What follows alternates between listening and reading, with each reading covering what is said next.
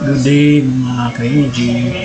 Today mag-unbox tayo ng dual cylinder air pump. Itong air pump na ito ay upgraded air pump and design para sa malalaking tangke. Yung 6.8 tank ay madali niya, kaya niyang mapuno ng mabilis. So, ito yung kanyang manual. Ito naman yung kanyang water pump. So, ito yung pumapasok doon sa cylinder niya para mapalamig natin para hindi siya uminit. Tapos meron din siyang ito ito yung kanyang itsura, so medyo may kalakihan siya at medyo may kabigatan ito. Ito na yung kanyang filter, may kasama siyang o-ring. Tapos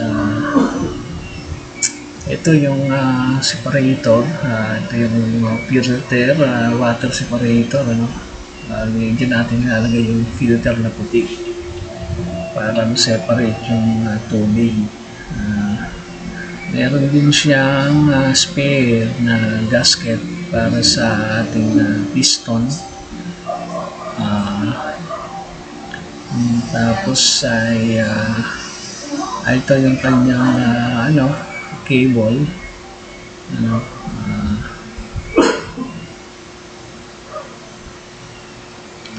Tapos ito yung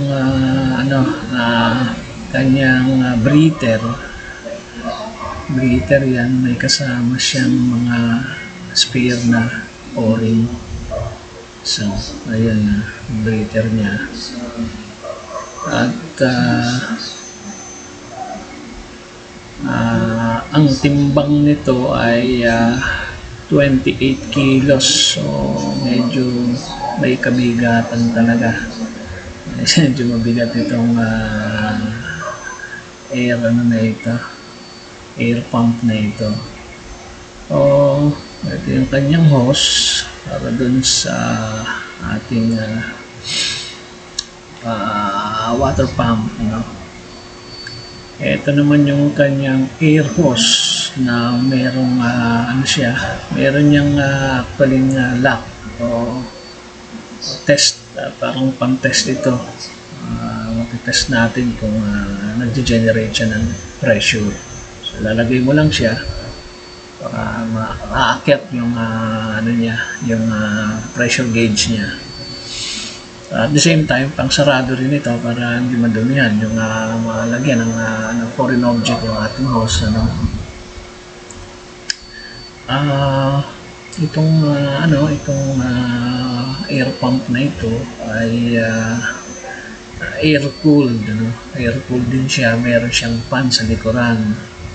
So, pagka pinaandar natin siya, yung fan niya will add add siya ng pampalamig sa ating motor. Yung motor ng pump. Ito yung kanyang cylinder. Yan yung high cylinder yan. Ito naman yung kanyang gauge, sensor para sa temperature. So, nandun siya sa may high cylinder. Tapos, ito yung ating gauge ng ating air pump. Ito naman yung ating temperature. Medyo mahina yung baterya nung dumating sa akin yan, kaya wala siyang reading. Supposedly may reading yan. kung ano yung room temperature, kahit na hindi nakasaksak yan, may lalabas na reading dyan. So, kailangan ko siya mapalitan ng baterya. Ito yung kanyang saksakan ng water pump. At ito naman yung langis na ginagamit natin dito. Itong 5W, yung recommended ng manual, 5W-40. So, yan, langis na yan. Meron yan na limit. Pag tinignan natin yung ating window, parang sa langis yung bilog dyan, so may gitna na glass, may dot yan, dapat hanggang doon lang tayo. So yung breather kinuha natin, at bago natin paandarin yan, kailangan breather ang ilagay natin, kasi pag hindi natin pinalitan ng breather yan, nag-create ng pressure yan doon sa may pinaka connecting rod, pwede siyang sumabog. So yan, 5W-40, yun lang is na ginamit natin. At yan yung breather na nilagay natin. Yung original takip, yan yung original takip niyan. So pinalitan natin siya ng breather. So for now, yan muna mga ka-AG, then magte-test tayo.